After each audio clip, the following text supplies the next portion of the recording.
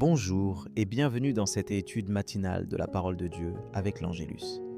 Aujourd'hui, nous allons plonger ensemble dans un sujet qui touche chacun de nous, même si parfois on n'ose pas toujours le reconnaître, le découragement. Peut-être que ce matin, tu te sens épuisé, vidé ou même un peu perdu face aux défis de la vie. Tu as essayé, prié, attendu.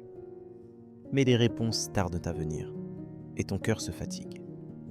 Oui, tu n'es pas seul et Dieu n'est pas indifférent à ce que tu traverses. Le découragement est une réalité humaine, mais il ne doit jamais devenir une fatalité spirituelle. Dans chapitre 42-6 du livre des Psaumes, il est écrit « Pourquoi t'as battu mon âme et gémis-tu en moi ? Espère en Dieu, car je le louerai encore. Il est mon salut et mon Dieu. » Cette parole nous rappelle que, même dans l'abattement, la foi peut trouver un chemin pour s'exprimer. Dieu t'invite à déposer devant lui ce poids qui te pèse et à ouvrir la porte à une espérance nouvelle. Face au découragement, la parole de Dieu nous donne des ressources précieuses. Dans ce chapitre 40, 30 et 31 du livre d'Ésaïe, il est écrit « Les adolescents se fatiguent et se lassent, et les jeunes hommes chancellent, mais ceux qui se confient en l'Éternel renouvellent leur force.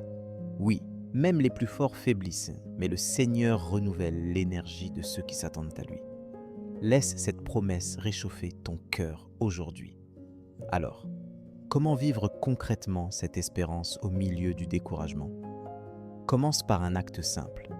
Confie tes fardeaux à Dieu dans la prière, chaque matin. Prends un moment pour lui dire ce que tu ressens, même tes doutes et tes peurs.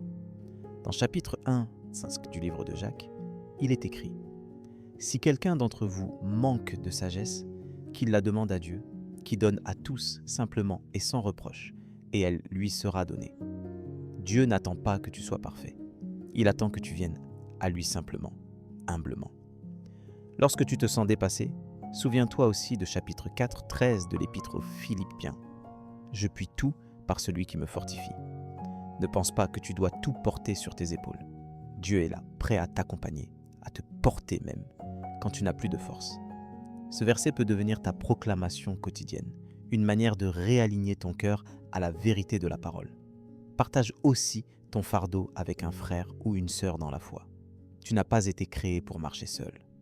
Dans ce chapitre 5, 16 de l'épître de Jacques, il est écrit « Confessez donc vos péchés les uns aux autres et priez les uns pour les autres, afin que vous soyez guéris. » L'Église, c'est ce lieu de soutien, de réconfort, d'écoute.